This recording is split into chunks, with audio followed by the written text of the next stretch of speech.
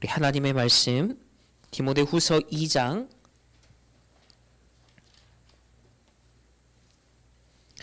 우리 1절에서 8절까지의 말씀만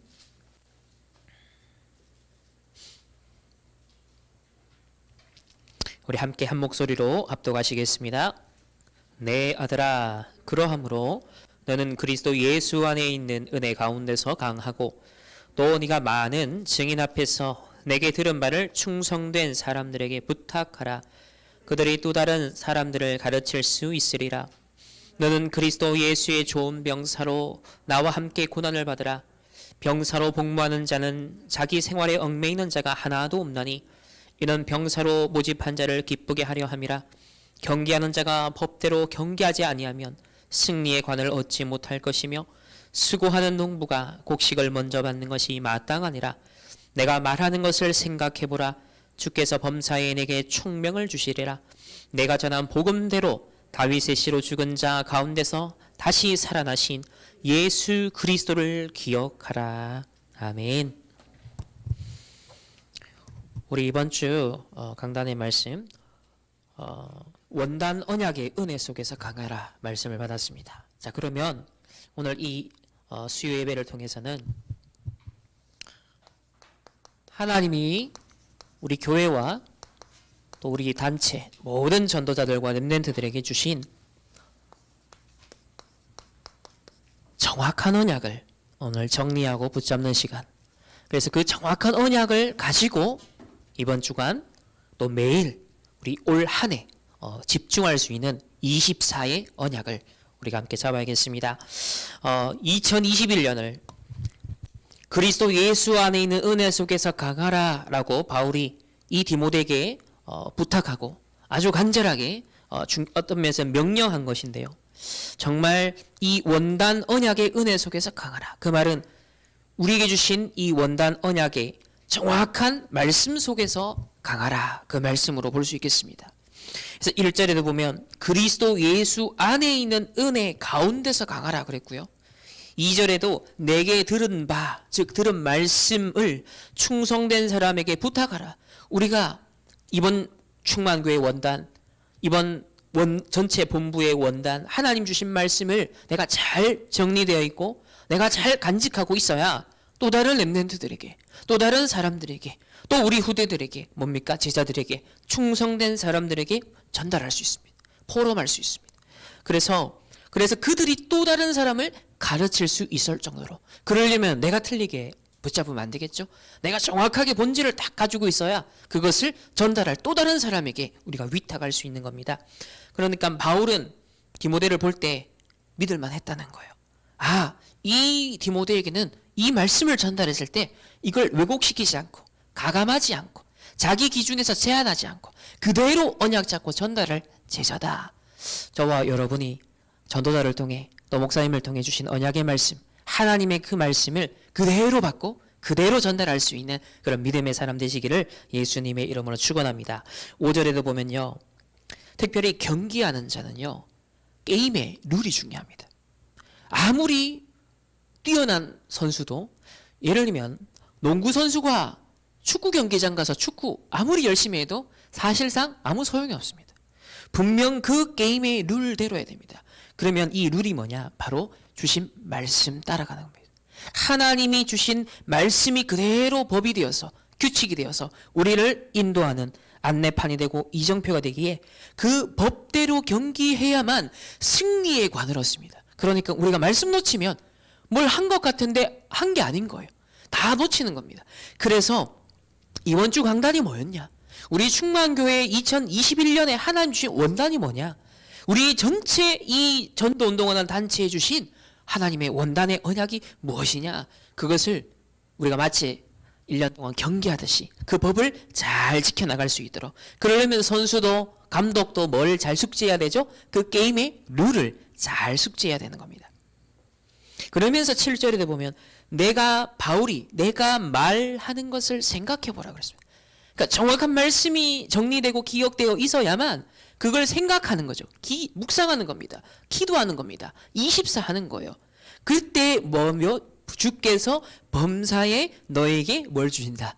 총명을 주시라.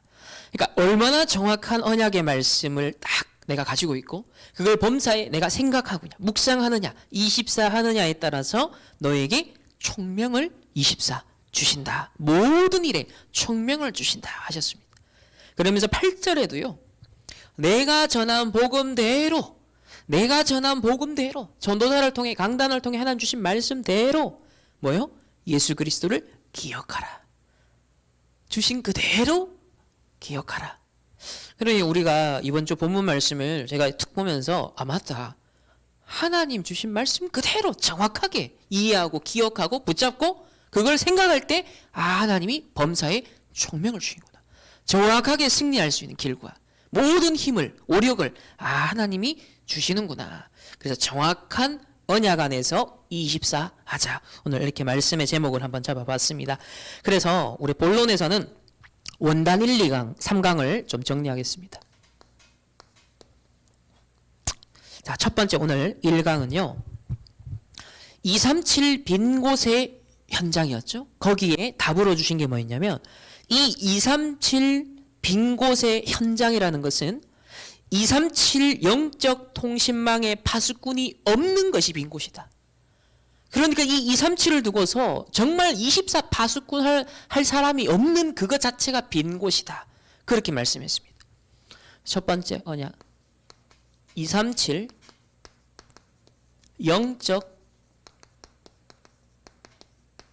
통신망의 파수꾼. 우리가 큰 제목으로 올 한 해 정말 찾아내야 될 응답들입니다. 개인적으로도 가정적으로도 교회적으로도 우리 단체 전체 방향을 두고서도 결국은 파수꾼 24 기도의 파수꾼의 24죠. 서론에서 그런 말씀을 여러 번 반복하셨어요. 하나님이 처음부터 나와 안 맞는 얘기를 했다. 아브라함 씨도 없는데 네 씨로 말미암아 네 후대로 말미암아 열방이 복을 얻는다. 정말 얼토당토하는 얘기죠. 너무 비합리적이고 이성적인 말입니다. 그런데 왜 하나님이 말씀했냐는 겁니다. 우리에게 237 실제로 갈 수 있습니까? 아니 미국 갔다가 유럽 갔다가 계속 우리가 돌아다닐 수 있습니까? 불가능하다. 특히 코로나 터지니까 더 불가능해졌잖아요. 물리적으로는. 시공간적으로 우리가 직접 갈 수가 없어요. 물리적으로. 그런데 하나님 237 가래요. 모든 족속, 모든 민족, 모든 열방 땅끝까지 가래요. 이 말씀은 유교하거든요. 그러시면서 말씀이 틀린 게 아니라면 하나님을 고치려 들고 하지 말고 내가 갱신되고 치유받고 생각을 바꿔야 된다. 내가 바뀌는 게 하나님 원하는 것이다. 왜냐? 말씀은 반드시 성취되니까. 아브라함이 초기에 받았던 말씀은 아브라함의 입장과 형편과 안 맞아요. 그러나 결과적으로 보니까 어떻게 되죠? 맞잖아요. 성취됐잖아요. 그 후대들을 통하여서 결국은 저 애굽의 복음이 쫙 전파됐잖아요. 그러니까 지금 짧은 견해로 갖고 우리가 딱 계산을 하면 답이 안 나옵니다. 그러나 결과적으로 성경의 증거를 딱 붙잡을 때는 하나님이 절대 불가능을 절대 가능케 한 역사적 증거가 있죠. 그걸 잡으셔야 됩니다. 그래서 이게 나와 맞아야 된다. 그러면 실제 237 불가능한데 우리는 불가능해요. 우리의 조건과 경제력과 모든 상황이 불가능해요. 코로나도 그렇고. 그런데 이 237이 가능한 방법이 있다. 그러기 위해서 이해해야 될 것을 첫 번째 설명하신 것이 원리입니다. 뭐든지 수학도 그렇고 어떤 분야든지 원리가 아주 중요하잖아요. 첫 번째는 기억하실 것이 반드시 237을 우리가 살리고 세계복음화를 하려면 시공간의 제약을 받으면 안 됩니다. 그러니까 우리 인간의 능력으로는 안 된다는 거예요. 반드시 시공간을 초월하는 이 어떤 세계가 있어야 된다. 그래야 가능하다. 두 번째는 이 하나님의 사람들에게 있어서 성경에는 이 시공간을 초월하는 것이 바로 오늘 우리 부른 찬양처럼 천국 보호자의 배경 이것으로만 가능하다 하셨습니다. 천국 보화를 캐내어 가져갈 자가 누구냐? 그래서 성삼위 하나님, 천군 천사. 자, 이것이 바로 천국 보좌의 배경.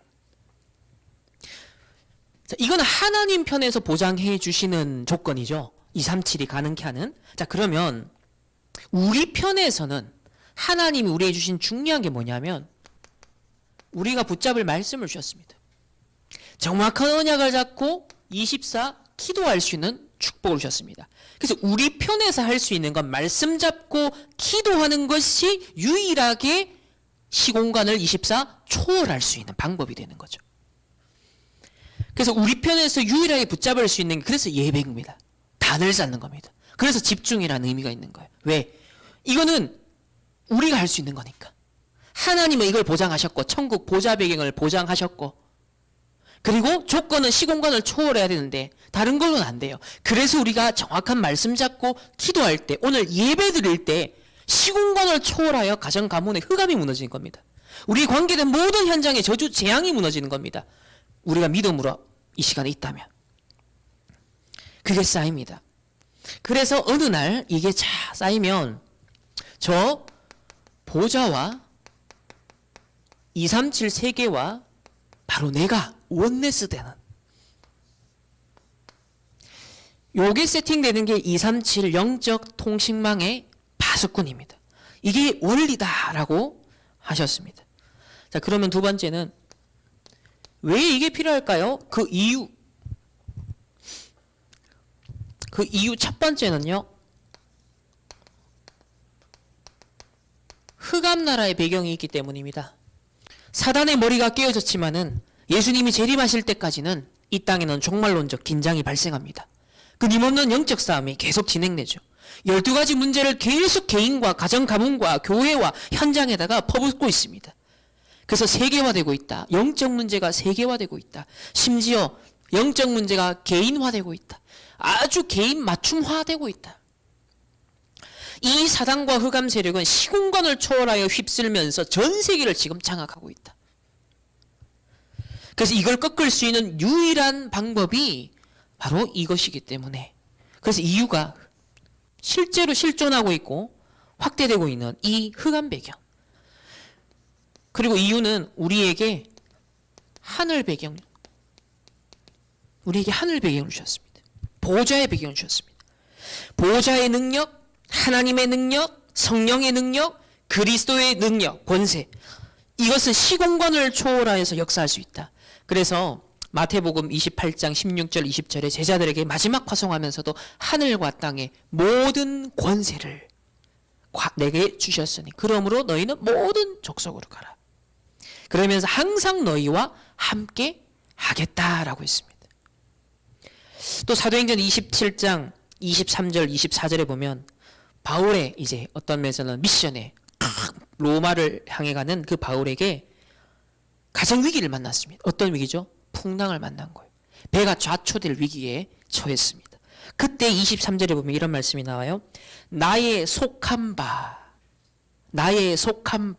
내가 어디에 지금 속해 있는 존재인지를 밝힙니다. 나의 속한 바 곧 나의 섬기는 하나님의 사자가 이렇게 나와요.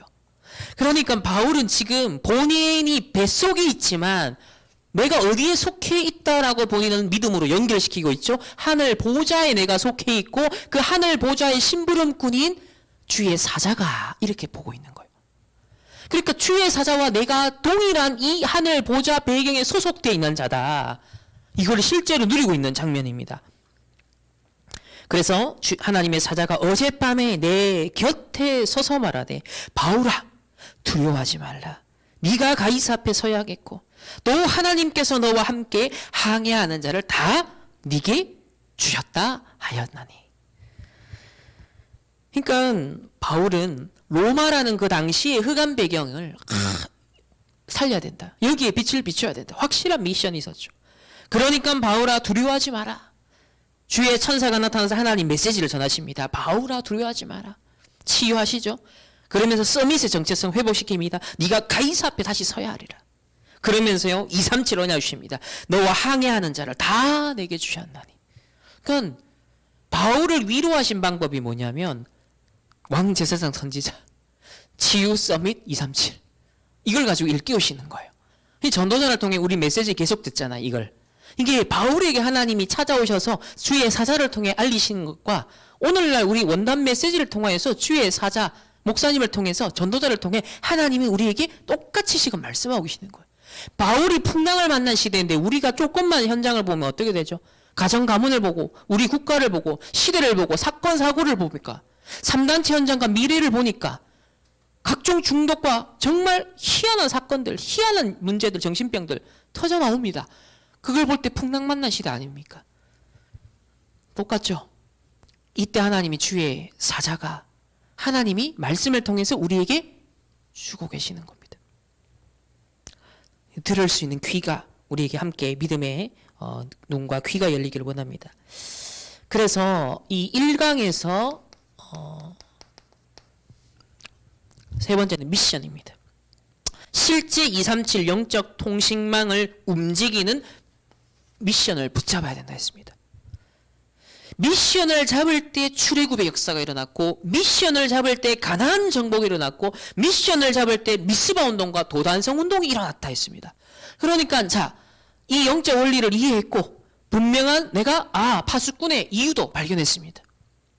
그러면서 이제 구체적인 부분에서는 미션을 잡아야 된다. 실제로 성도 개개인이, 모든 렘넌트 개개인이 미션이 있어야 된다.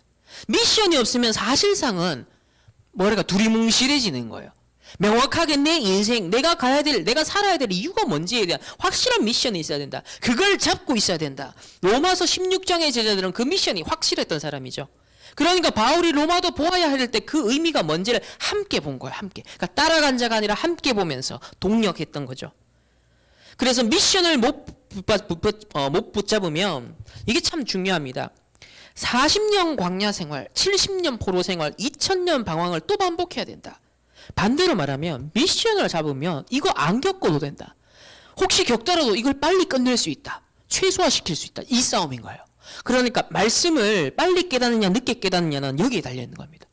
결국 다락방 전도 운동도 여기 있는 거예요. 우리가 언약을 통해서 말씀을 통해 미리 그렇구나. 그리고 혹 사건 사고가 일어나도 빨리 눈치채는 거예요. 그러면 그걸 광야 세월을 단축할 수 있습니다. 그래서 이걸 못 붙잡으면 미션을 잡을 때까지 계속 고난, 어려움, 계속 문제, 사건 연속이라는 거예요. 끊임없이 하나님이 뭔가 하나님의 백성이 처음부터 237을 말했는데 너무 갭이 큰 거예요. 안 맞는 거예요. 이걸 좁히는 게 신앙생활인데, 근데 하나님은 정확하게 말씀 인도하는데 자꾸 내가 언약 놓쳐요. 그래서 미션 잡을 때까지, 하나님은 미션 잡을 때까지 광야를 계속, 그리고 70년 포로 생활도 마찬가지고 잃어버렸던 제사장 나라의 사명을 다시 회복시켰던 거죠. 그래서 미션을 잡을 때부터 237이 움직일 수 있게 된다. 이게 평생 응답으로 온다라고 하시면서, 자, 교회적으로는 어떤 미션을 잡아야 되냐면, 교회적으로는 구약의 성막에 있었다. 그리고 성전에도 하나님 명령하신 게 3가지 뜰이 있다. 그게 뭡니까? 이방인의 뜰이다. 기도의 뜰이다. 어린이의 뜰. 이게 결국 237 이방인이죠. 기도는 치유죠. 그리고 어린이 뭡니까? 서밋인 거예요. 이게. 이 237 치유 서밋의 뜰, 이 시스템이 있는 성전, 이 제자가 있는 성전을 만들어라.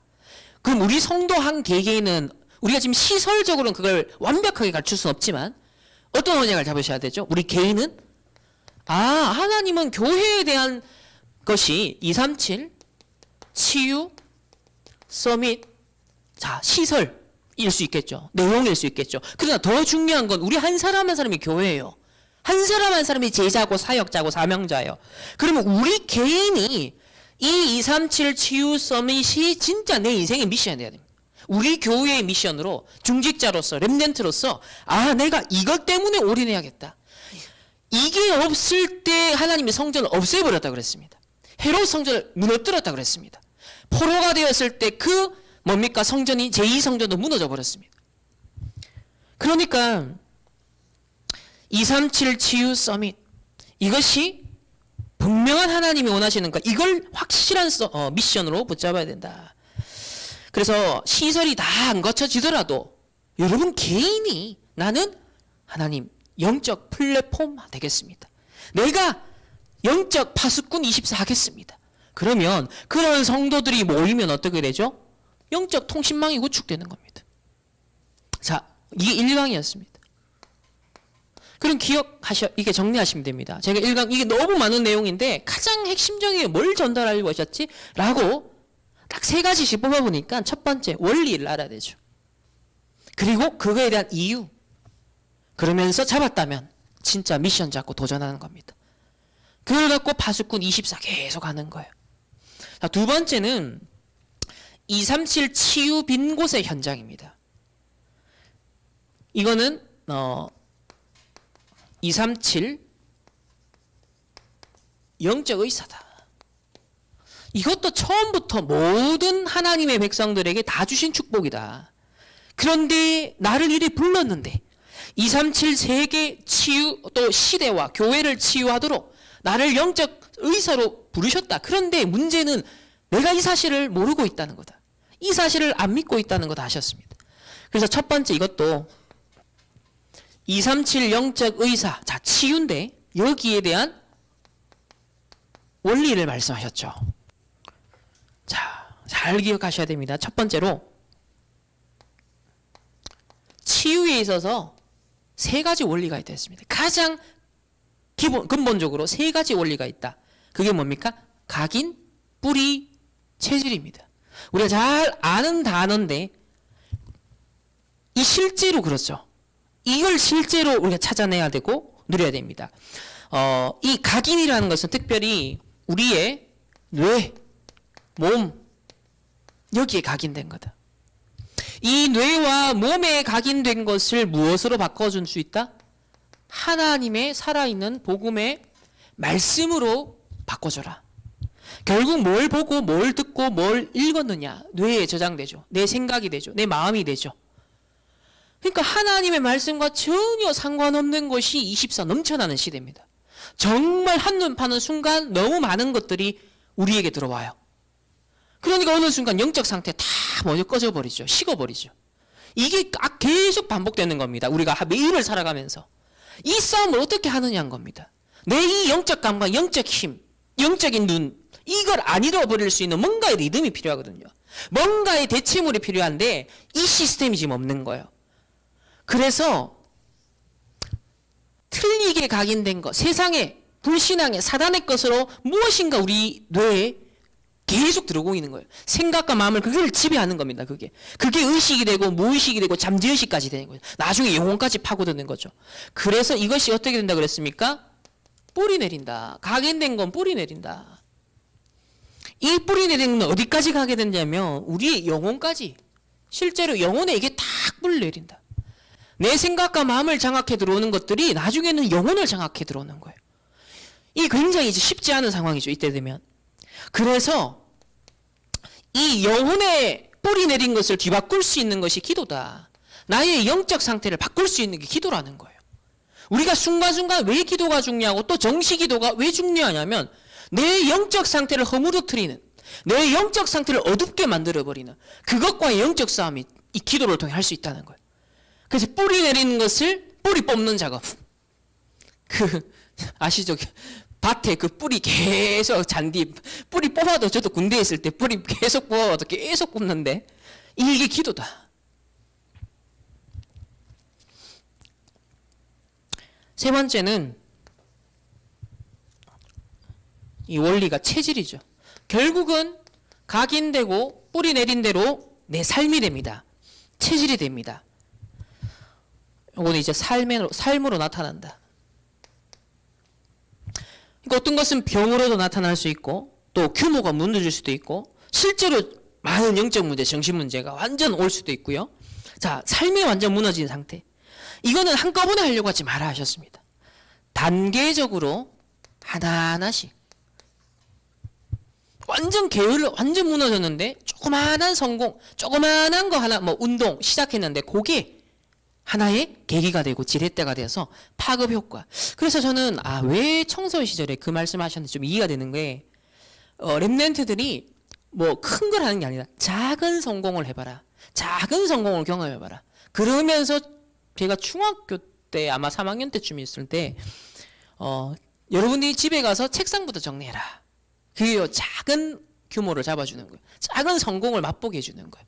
그게 어마어마한 치유와 사실 관계된 겁니다. 많은 삶에 사단이 흑암이 기어 들어올 수 있는 많은 것을요 환경적으로 차단하는 거거든요. 하나하나씩. 그러니까 이 사단이 사실 오랜 사실 작업을 해온 겁니다. 우리 삶을. 벌써 뱃속에 있을 때부터 계속 사실은 공격해 들어오는 거예요. 왜? 그 부모가 아이가 뱃속에 있을 때부터 그 부모가 뭘 생각했느냐. 또 불신자 상태였을 것이고 우상 숭배하는 배경이었을 것이며 그때 우리 복음 뭐 육아하는 방법이라든지 태교하는 방법 전혀 없었잖아요. 그러니까 완전 세상의 것, 사단의 것, 흑암의 것 전부 다 내 것 이것으로 벌써 뱃속에서부터 쭉 온 거예요. 그러니 태어나면서부터 성장하는 과정에서 사실상은 사단이 공격할 수밖에 없는 루트가 문들이 엄청 많이 열려 있는 겁니다. 그걸 흔히 우리 대물림이라고 쉽게 표현하지만 그게 여러 갈래로 다 열려 있는 거예요. 그럼 그게 발현되는 건 이제 세상에서 여러 문화, 뭐 상처, 환경적 요인 때가 되면 이제 발현하는 거죠. 단계별로. 그래서 가장 중요한 것은 우리 말씀과 기도를 통해 각인과 뿌리. 출애굽기 3장 15절에도 하나님이 또 모세에게 이르시되 했습니다. 예레미야 33장 1절에도 보면요. 예레미야가 아직 시위대들에 갇혀 있을 때 여호와의 말씀이 예레미야에게 뭐다? 두 번째 임하니라 이르시되 이럽니다. 그러니까 하나님의 말씀이 임하고 우리에게 이르시되 딱 그게 들어오는 순간 끝나는 겁니다. 또 뿌리는요. 이 사무엘상 7장 3절에 보면 이 이제 미스바 운동하는 그 현장인데 만일 너희가 전심으로 여호와께 돌아오려거든 이방 신들과 아스타롯을 너희 중에서 제거하고 너희 마음을 여호와께로 향하여 그만을 섬기라. 그리하면 너희를 블레셋 사람의 손에서 건져내시리라. 그러니까 이 생각과 마음 영혼에 이렇게 뿌리 내린 완전 우상들이 있는 거예요. 다른 것들이 자리 잡고 있는 거예요. 이거를 뽑아내고 치유하는 기도. 전심으로 모든 우상을 제거하고. 자, 그러면 이게 치유에 있어서 우리 자신을 치유하고 현장을 사람들을 치유하는데 원리라 그랬어요. 뭐든지 보고 듣고 읽는 것 경험하는 게 다니까. 음식도 먹는 게 다니까. 그렇다고 했을 때 공기도 좋은 공기, 맑은 공기 그게 많은 산소 이 다 들어가는 거니까 인풋된 건 반드시 아웃풋되죠. 음식 먹으면 배설물이 나오죠. 반드시 원리는 그렇다는 거죠. 그렇다고 할 때 우리가 말씀에 집중하는 시간, 예배 드리는 시간, 찬양하는 시간, 기도하는 시간 우리 공예배가 그래서 중요하고요. 또 나의 삶의 현장에서 장막을 치는 것, 현장의 시스템을 갖는 것, 현장에서 짧아도 말씀과 기도와 전도를 생각할 수 있는 그 시스템을 반드시 짧게라도 가져야 된다는 것 굉장히 중요합니다. 그럼 이유 왜 이런 치유의 원리가 필요할까요? 이유가 있습니다. 이거는 제가 그대로 정리한 걸 조금 인용을 해볼게요. 이번에 류 목사님이 1, 2, 3강 전반에서 여러 번 말씀을 이렇게 하셨어요. 흑암 세력과 사단이 영적 문제, 병든 자를 총공격해서 사로잡고 후대에게 전달하여서 가문을 완전히 무너뜨리는 데 끝까지 활용한다. 이걸 막아줘야 된다. 이게 가슴에 와닿아야 된다. 그리고 영적 문제 가진 자 빨리 안 낫고 또 거부하기도 하고 도망가기도 한다. 중요한 것은 어떤 사역자가 미션을 줬는데 끝까지 따라갔다. 그건 악착같이 했다는 얘기가 아니다. 어느 날 하나님의 정확한 말씀이 역사에서 완전히 치유되는 시간표. 온 가족이 사명을 깨닫게 되었다. 그래서 치유는 한 가문을 자손 대대로 무너뜨리는 흑암 세력과의 싸우는 영적 전쟁이다 이렇게 했습니다. 그러니까 영적 의사는 다시 말하면 사실상 영적 전쟁하는 영적 군사라는 거죠. 이 치유라는 것은 사실상 영적 전쟁이다. 이번에 아주 중요하게 강조하신 키워드입니다. 그러면서 악령 들렸거나 정신 이상자가 여러분이 볼 때는 아마 별 가치가 없어 보일 수 있다. 귀찮을 수도 있다. 잘 낫지도 않기 때문에 대부분 그냥 포기한다. 그래서 머리 나쁜 사람들, 영적으로 무지한 사람들은 그게 시간 낭비라 생각한다. 그게 착각이다. 사탄이 이걸 알고 본격적으로 이 문제를 가지고 세계화시키고 있다. 야, 이 말씀 들을 때도 참 뭔가 좀 와닿는데요. 지금 온단 메시지 받고 며칠 안 됐는 요 사이에 제 지금 삶에 하나님이 보여주신 현장들이 이 말씀 그대로예요. 지금 그 요즘 그 정인미 사건 아시죠? 한동대 이 두 부부 자체가 한동대 이제 그 목회자 자녀 출신입니다. 안동 포항의 목회자 자녀예요. 참 안타깝죠. 그런데 이 커플은 제가 학교 다닐 때 있었던 커플이에요. 제가 알아요. 그 당시 CC였고 뭐 친한 친분 관계가 있었던 건 아닌데 그냥 멀리서 그냥 어느 정도 인사 정도 했었던 그런 사이예요. 근데 이번에 이런 이제 정인이 사건이 벌어졌잖아요. 안타깝죠. 자, 그 아이 그 얼굴 보시면 해맑았던 그 아이가 1개월 지나고 점점 지나면서 어두워지면서 피멍이 들어있는 그 모습 보셨죠. 근데 우리 뭐 확실한 건 모르겠지만 그 아파트 그 사기 위해서 대출 받기 위해서 애가 2명이 있어야 되는데 1명 입양을 한 거죠. 그러니까 사실상 대출 받고 난 다음에는 얘가 완전 방치된 완전 폭력에 그냥 결국은 안에 파열돼서 얘가 죽었잖아요. 저는 이거 보면서 완전 사단이 이 한동대가 물론 하나님의 대학이고 참 장점도 있었어요. 그런데 제가 있으면서 오직 복음 아니면 반드시 한계가 온다. 그리고 영적 문제 해결할 수 없다. 이 종교는 종교생활 율법주의 신비주의 인본주의는 절대 영적 문제와 사단은 못 이긴다. 거기에 대한 답을 제가 한동대에서 냈었단 말이에요. 근데 한 10몇 년 흐르니까요. 이런저런 이전에도 사건들이 좀 있었어요. 근데 이번에 이 사건이 딱 터지는 걸 보면서 결정적인 사건이다. 참 오직 복음이 강조되고 선포되지 않으면 결국은 파고드는 영적 문제. 결국 이 친구들도 PK 아마 MK일 겁니다. 배경은. 그러면 많은 상처들이 그 나름대로 있었어요. 다. 아마 막 경제적인 뭐 문제들도 있었겠죠. 어릴 때. 그러니까 이런 것들이 경제적 상처라든지 목회자 자녀들이 특히나 어떤 경제에 대한 많은 상처들 이런 것들이 누적된 것이 뭔가 이 친구는 어떤 뭐랄까 자기를 가리는 뭔가 허위 뭔가 자기를 더 뭐랄까요 뭐 뭔가 이렇게 있는 것을 육신의 것들로 치장하려고 하는 뭔가의 어떤 사단의 통로가 있지 않았겠냐. 결과적으로는 참 한 가정이 그리고 뭐 한동대뿐만 아니라 이 기독교 전체가 지금 엄청나게 또 개독교 욕먹게 생겼잖아요. 이 사단이 이런 식으로 지렛대로 삼는 겁니다. 안타깝죠. 그리고 어제 아침 10시에 제가 어느 한 여자 청년이 카톡이 왔어요. 평상시 전혀 뭐 아무 그거 없는데 그냥 얼굴만 알고 뭐 노예 캠프 한 번씩 인사하는 정도? 전혀 친분이 없어요. 근데 와서는 카톡이 왔는데 막 횡설수설을 하는 겁니다. 얘가 정신이 좀 오락가락하네 정도 처음에 생각했죠. 근데 계속 이상한 거예요. 얘가 했는 말이 앞뒤가 전혀 안 맞고 계속 썰을 하는 겁니다. 이거 약간 정신분열 같은데. 그래서 11시에 일강 메시지 류 목사님이 어제 목대원 메시지가 치유였습니다. 근데 그 치유를 설명하는 그 과정이 굉장히 사실적이고 자세하게 얘기를 했었어요. 아마 이 친구한테 앞으로 필요할 과정일 것 같긴 한데 현재로서 만날 수는 없는데 좀 심각한 단계입니다. 그래서 뭐 본인이 어디에 막 하여튼 뭐 온갖 것들을 스토리를 짜내서 자기 중심으로 그 세계를 구축하고 있습니다. 자기 이웃 주변에 1000명이 자기를 감시하고 있고 저 우주에서 레이저로 자기를 쏘고 위성에서 쏘고 있고 뭐 일루미나티와 또 로스차일드 뭐 그러니까 음모론에 대한 자료들 뭐 여러 가지 자기가 옛날부터 10몇 년 벌써 시달린 거예요. 그러니까 제가 그 교회 부교육자한테 전화를 그래서 했더니 벌써 10몇 년 됐다는 거예요. 이게 조현병 거의 이제 말기 전 단계까지 갔다는 겁니다. 근데 그 집안에 이모가 정신 문제가 와서 나중에 자살했다는 거예요.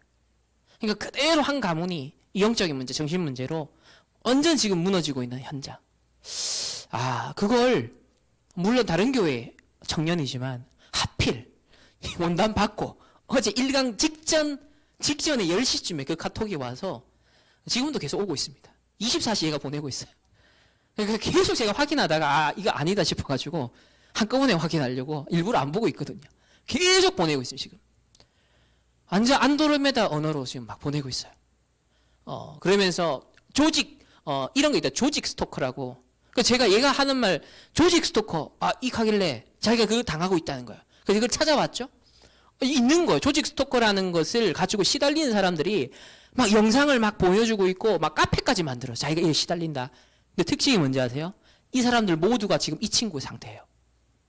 그러니까 그들만의 세계에 딱 갇혀서요. 이게 정신문제다 이런 걸 인식을 못하는 거, 잘못된 것이다, 본인들이 다른 착각의 세계에 망상에 사로잡혀 있다가 전혀 인식을 못해요. 완전 자기 중심으로 모든 거, 저 연예인이 뭐 빅히터 뭡니까, 뭐 BTS가 있는 빅히트 엔터테인먼트하고 SM 엔터테인먼트하고 자기를 시기하고 있다. 삼성이 자기를 쫓아온다. 그러니까 전혀, 그러면서 4차 산업시대에 뭐 자기가 무슨 센터를 세워야 되는데, 그러니까 희한한 얘기를 하는 겁니다. 근데 그게 벌써 십몇 년 쌓여왔대요. 옛날에는 연예인에 완전 심취했는데, 지금은 이제 최근에 들은 여러 가지 정보들, 틀린 것들, 이게 종합이 돼서 상태가 계속 악화가 되고 있는 거예요. 그래서 제가 물리적으로 실제로 도와주는 건 불가능하죠, 지금. 24. 사역할 수 없잖아요. 그래서 와닿는 단어가 이거구나. 천국 보호자의 배경으로 시공간을 초월하여서 파수꾼으로서 기도를 쏴주는, 이 흑암을 꺾는, 일단 이 사역에 있어서 하나님이 눈을 띄우시려고 나에게 현장 사례를 보여주셨구나. 타이밍이 절묘하죠. 그런데 오늘 아침에 또 8시쯤에 이번에 또 서울에 있는 다른 제가 아는 어떤 청년이 연락이 왔어요. 그 친구 하는 얘기가 어젯밤에 1시간 반 동안 어떤 대구에 있는 칠곡에 있는 군대를 전역한 지 한 달이 됐어요. 한 달 됐는데 얘가 엄청 시달려서 네이버에 자기 고민을 올린 겁니다. 그 고민의 내용이 뭐냐? 군 전역 얼마 전에 자기 부대 안에 이제 동성애자가 있었는데 얘가 평상시에 계속 얘를 유혹했다는 거예요. 근데 얘는 그걸 너무 혐오하고 너무 싫어하고 막 했다는 거예요. 그러니까 막 부대 안의 분위기도 막 안 좋아지고 이런 걸 여러 번 겪었다는 거예요. 근데 그날은 얘가 자기 위에 올라탔는데 막 귀에 막 확 바람 불고 막 성감대를 자극하고 그냥 가만히 놔뒀대요. 그냥. 근데 계속 그러니까 얘도 이제 흥분을 해버린 거예요. 그러면서 얘가 이끄는 대로 그냥 간 거예요. 그러니까 하루인데 하루. 그러면서 이제 얘가 그걸 경험한 겁니다. 근데 그날 이후로 다음 날부터 얘가 막 자기 스스로에 대한 자괴감, 내가 왜 그랬지? 거기에 대한 막 혐오감, 자기 이제 실패한 인생이다. 난 앞으로 이제 여자 못 만난다. 결혼 못 한다. 자기 인생 계획 이래 세워놨는데 그게 지금 다 무너졌다. 완전 빠져드는 거 생각에. 그러니까 한 달 동안, 전역 한 달 동안 지금 우울증 상태. 죽고 싶은 상태. 그래서 어젯밤에 이 친구 상담 그 내용에다 이 댓글을 쓴 거예요. 그래서 이 청년도 옛날에 이 우울증으로 심각한 단계까지 갔다가 치유받은 청년이에요. 그래서 본인의 인생 스토리를 이북으로, 그러니까 책 이거 말고 컴퓨터로 볼 수 있는 이북이 있어요. 이거를 얘가 출판을 했어요, 이 청년이. 그래서 그게 우울증에서 치유받는 그 얘기를 했던 건데, 그거를 소개를 해주고 이 친구 읽고 연락이 왔던 거예요, 그 청년한테. 그래서 1시간 반 동안 설명 듣고 복음 듣고 영접을 한 거예요. 그래서 대구에 있는 사역자를 몰세가다 저한테 하필 또 연락이 온 겁니다. 그래가지고 오늘 이 친구의 연락이 닿으면 3시에 만나기로 했는데, 이 청년이 그 친구한테 연락했는데 3시 넘어서 한 4시쯤에 얘가 일어난 거예요. 그러니까 완전 지금 무너져서 잠으로 계속 그 속에서, 그러니까 잠자면서 그 괴로움을 잃는 거예요. 그 4시쯤에 일어나서 겨우, 그러니까 시간이 이미 지나봐 그랬죠. 근데 하루 딱 지나니까 벌써 얘가 그런 거 있는 거야. 이제 조금 제정신이 들어온 거예요. 그러니까 좀 부끄러운 거죠. 누군가 자기의 치부를 아는 사람을 또 얘기한다는. 그래서 조금 그 청년을 피하는 느낌이 있더라. 그래서 기도하면서 우리 이 부분 그 청년하고 일단 포럼을 했었어요. 잠깐.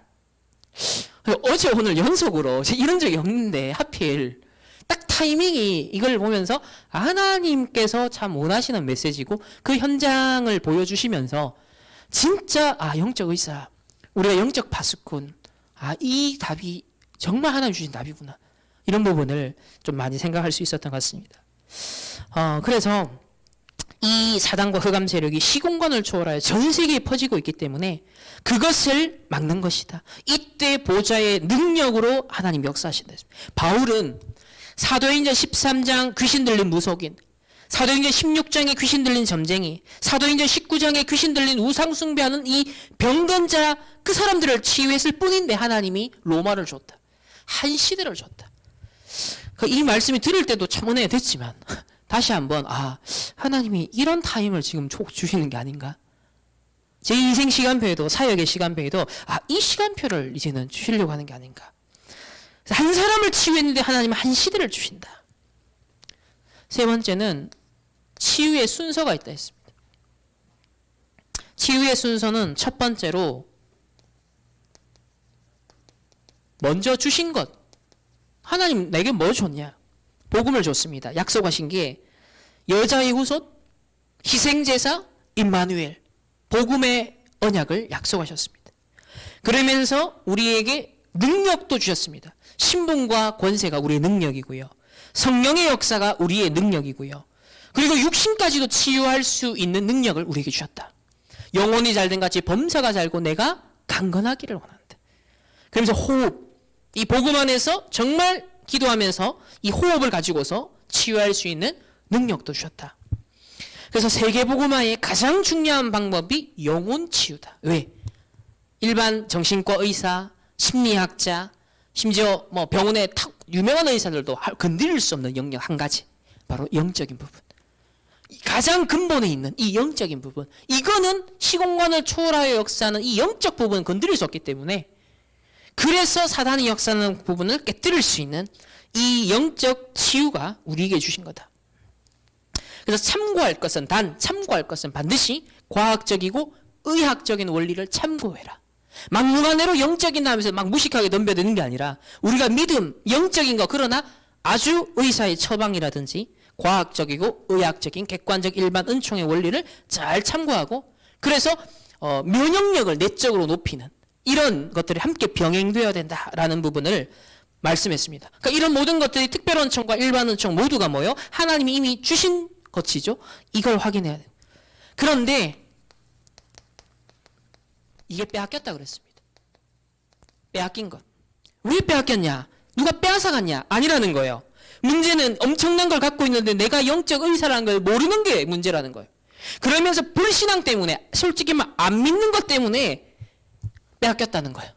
안 믿으니까 다른 것, 틀린 것, 망할 것을 붙잡고 있다. 우리가 다른 세상의 것, 사단의 것 12가지 문제를 붙잡고 있다. 불신앙 때문에. 그래서 빼앗겼다. 그 3단체에게 지금 다 교회에다 다 빼앗긴 거죠. 종교에 다 빼앗겨 버렸습니다. 결국은 어떻게 되죠? 불신앙에 계속 불신앙 속에 있으면 사단에게 붙잡힐 수밖에 없다. 결국은 지옥 배경에 빠진다.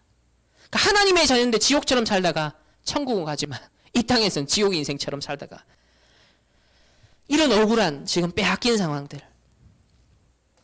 그래서 세 번째, 회복할 것이 있다. 첫 번째, 나를 치유해라.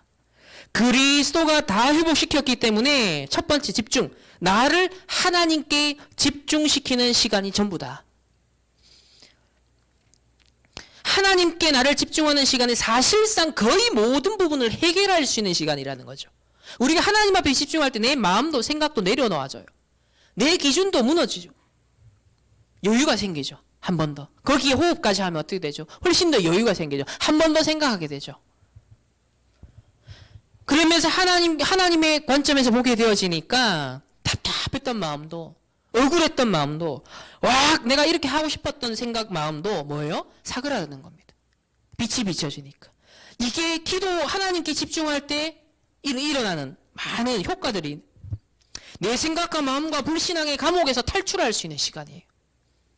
집중이 그래서 중요합니다. 그래서 하나님 앞에 집중하는 이 시간이 없으면 나도 모르는 사이에 영적 힘이 슬슬 빠지는 거예요. 어느 날 빠지다가 완전 뭐예요? 나도 모르는 사이에 다른 데가 있다는 거예요. 다른 상태가 돼 있고 다른 길을 가고 있어요. 그래서 40년 또 광야 생활을 해야 되는 거예요. 또 70년 포로 가야 돼요. 또 못 깨달으면 어떻게 또 2000년 유리방어하는, 이게 우리의 인생이라는 거죠. 오늘날 교회의 모습이라는 거예요. 그래서 영적 힘, 류 목사님은 특별히 말을 많이 하시고 또 건강 때문에 호흡을 통해 집중한다. 자, 집중을 하다 보면 이제 24회에 대한 행복과 힘과 응답을 맛보기 시작한다. 이때부터는 이제 슬슬 되어지기 시작하죠. 그래서 따라오는 초월적 응답이 25회 영혼의 응답들입니다. 그러면서 이제 다른 사람을 치유하게 되어지고 237을 치유하게 되어진다. 어느 교회가 과연 이걸 정확하게 할 것이냐가 중요하다라고 하셨습니다. 자, 세 번째 3강 서밋 빈 곳의 현장. 이게 뭐냐? 다시 말하면 저 지금 세상의 현장에 서밋들의 현장에 뭐가 없냐? 사실 그리스도가 서밋인데 서밋 이 삼중직을 현장에서 나타낼 수 있는 대신 구현할 수 있는 대신 빛을 발할 수 있는 사람이 없다는 거예요. 그런 교회가 없다는 거예요. 그리스도가 왕 제사장 선지자인데 교회가 왕 제사장 선지자의 대리 역할을 못하고 있고 우리 성도들이 전도자들이 심지어 목사들이 이걸 못하고 있다. 그러니까 처음부터 우리를 서밋으로 하나님 형상이 왕의 형상이니까 처음부터 서밋이고 그리스도가 참 서밋이고 그래서 그리스도의 삼중직의 대사로 우리를 부르셨다. 시공간을 초월하는 삼중직을 그리스도가 완성했고 우리는 그 서밋 삼중직의 대사다. 그런데 첫 번째 놓쳤다. 뭘 놓쳤냐? 서밋을 놓쳤다. 우리가 서밋을 놓치니까 사단에게 모든 권리를 강탈당했다. 그러니까 이 세상이 전 세계가 사탄의 속국화되었다. 그래서 사탄의 속국화.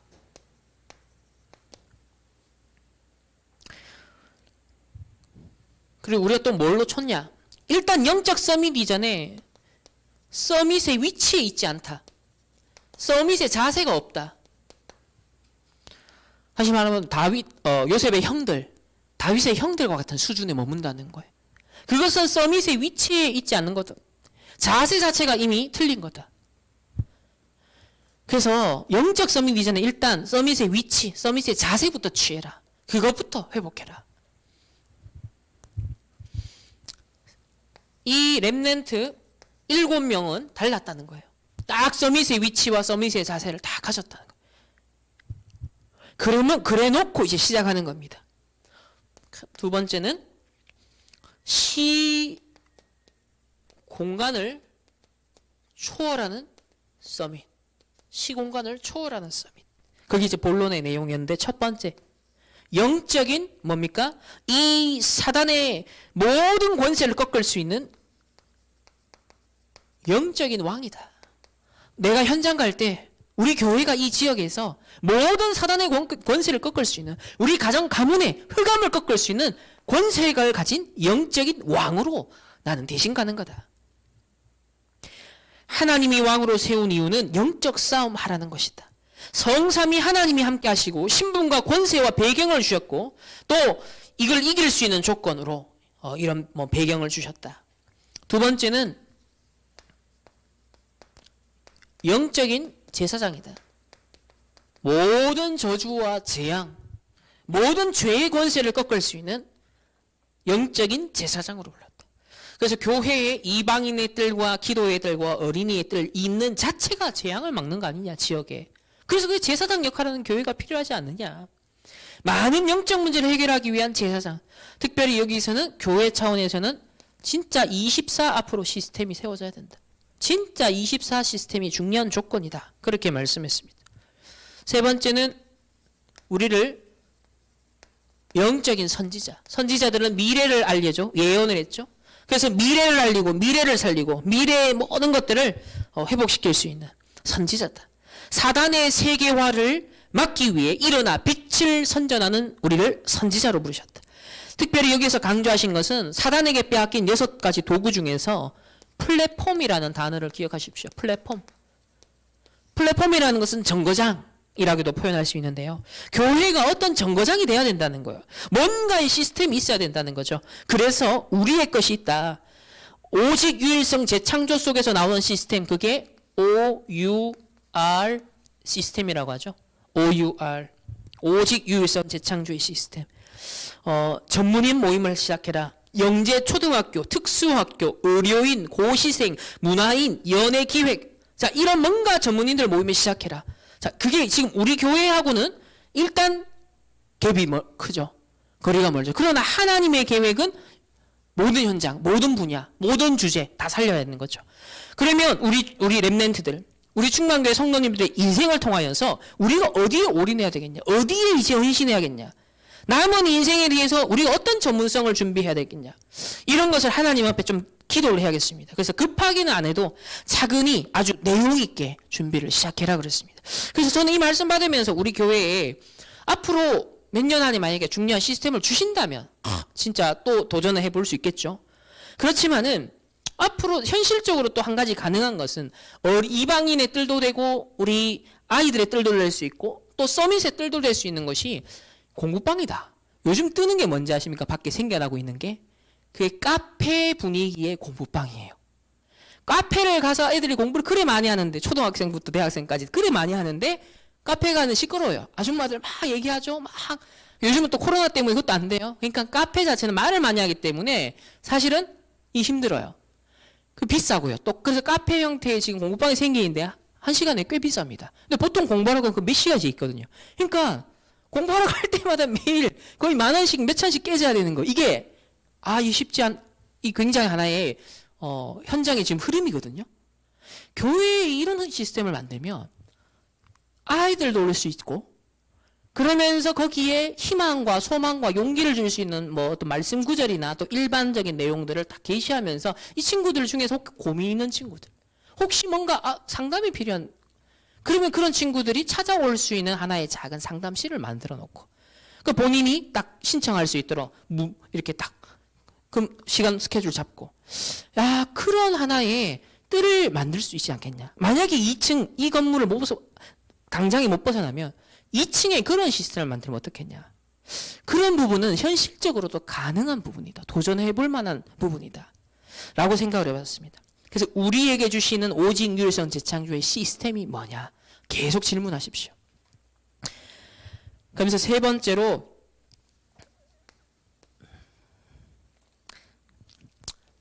사도행전 26장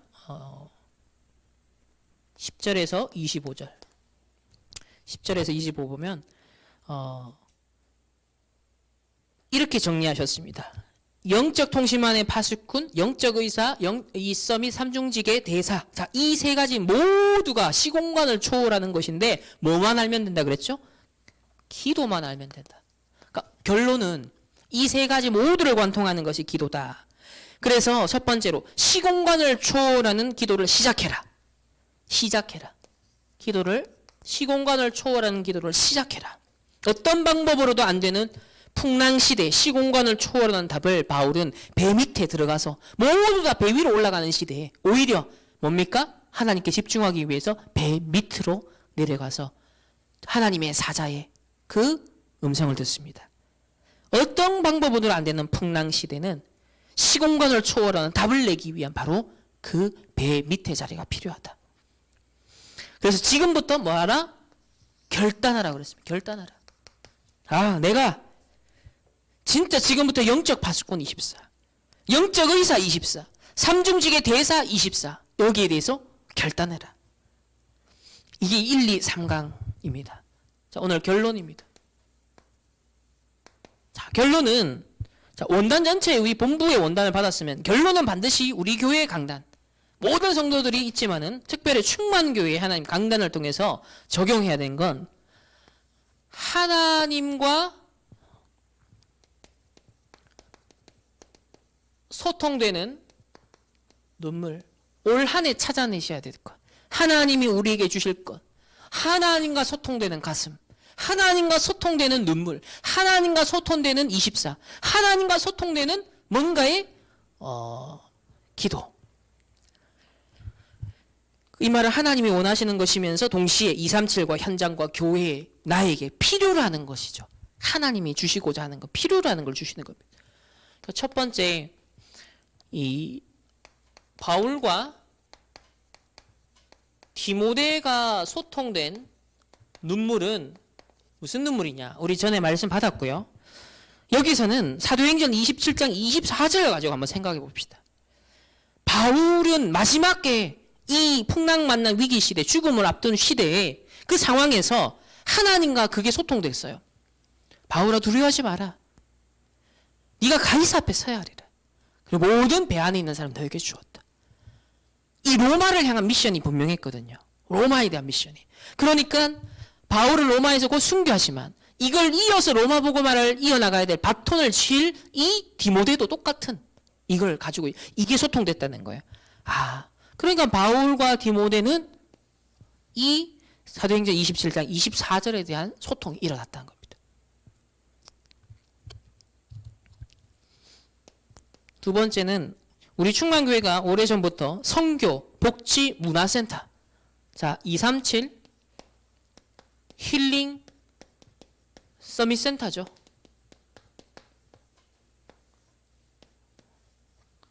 하나님이 참 인도하신 거예요. 하필 꽤 오래전 거의 한 10년 전에 우리 선교, 복지, 문화센터인데 딱 요 세 가지 키워드 자체가 237 치유, 서밋이에요. 그러니까 하나님 인도죠. 그래서 원래 우리 목사님께서 뭐라 그랬냐면 우리 교회가 지금 3억의 빚이 있다. 거의 이제 20년째 우리 이 지역에 있는데 이 건물에 있는데 이제 올해부터는 이 빚을 우리가 갚아. 그래서 빚의 경제를 무슨 경제로? 빛의 경제로. 올해는 중요한 전환점에 해라고 말씀드렸죠. 어떤 전환점? 그 중에서 빚의 경제를 빛의 경제로 바꾸는 전환점에 해. 이미 시작됐습니다. 여기에 하나님과의 정말 소통. 우리가 세 가지 뜰이 있는 교회가 돼야 됩니다. 정말 이방인의 뜰, 후대를 위한 뜰, 기도의 뜰. 그걸 정말 제대로 할 수 있는 24 시스템의 성전. 적어도 이 지역에서 대표적인 앞으로 응답을 받기 위해. 그러려면 시작은 뭡니까? 우리가 지금 새로운 건축을 하는 거 아니잖아요. 지금 당장 새로운 건물을 가는 거 아니잖아요. 그러면 뭐부터 시작하는 거죠? 지금 있는 이 빛. 이것이 빛 자체가 사실 흑암이죠. 이것을 전도 선교, 하나님의 언약을 붙잡고서 빛의 경제로 전환시킬 수 있는 이 도전부터, 이 미션부터 하나님이 하길 원하십니다. 그래서 세 번째는 원래 특별히 우리 충만교회 전 성도들과 교육자들 전부 다 뭘 해야 되냐면 영적 통신망 구축해야 됩니다. 그래서 이번에 기도 제목 다 받았죠? 이 기도 제목을 가지고 오면서 매일 기도 소통될 수 있도록 매일 중요한 우리 한 주를 지나면 전 성도들이 돌아갈 정도로 기도 카드를 딱 매일 아침마다 쏘면서 그날 뭡니까? 월요일에는 우리 누구를 위해서 다 기도하고 화요일에는 우리 어떤 성도님을 기도하고 이렇게 전 성도들이 보는 겁니다. 그렇게 해서 영적 통신망을 구축하는 겁니다. 여기에 흑암이 무너지고 가정 가문의 흑암이 무너지고 하나님께서 예비하신 이 언약의 여정으로 하나님 우리 인도하실 줄 믿습니다. 기도하겠습니다. 하나님 감사를 드립니다. 원단의 은혜, 언약의 그 은혜 속에서 강하게 하사 정확한 하나님의 언약을 잘 정리하고 생각과 마음 우리 영혼에 정말 잘 보관하여 24 생각하고 24 기도 묵상할 수 있도록 하나님 인도하여 주옵소서. 그래서 이 정확한 언약 안에서 정말 237 영적 통신만의 파수꾼으로 영적 의사로 또 정말 서밋 삼중직의 대사로 하나님 우리를 부르셨사오니 이걸 다 놓쳐버린 정말 오늘 교회를 향한 성도를 향한 눈물을 가지고 하나님 이 세상에 사단에게 빼앗겨버린 흑암 세력에 뒤덮여버린 현장을 보며 하나님 정말 우리가 하나님이 원하시는 것을 회복할 수 있는 소통의 눈물이 있는 한 해가 되어질 수 있도록 또 이번 주간이 될 수 있도록 하나님 인도하여 주옵소서. 지금은 우리 주 예수 그리스도의 은혜와 하나님의 무한한 사랑하심과 성령 하나님의 내주 인도 역사하심이 2021년을 시작하며 주신 원단의 정확한 언약을 잡고 24 집중하길 결단하고 소원하는 우리 모든 성도들 개인과 만남과 업과 가는 모든 현장 위에 이제로부터 영원토록 항상 함께 계실지어다. 아멘.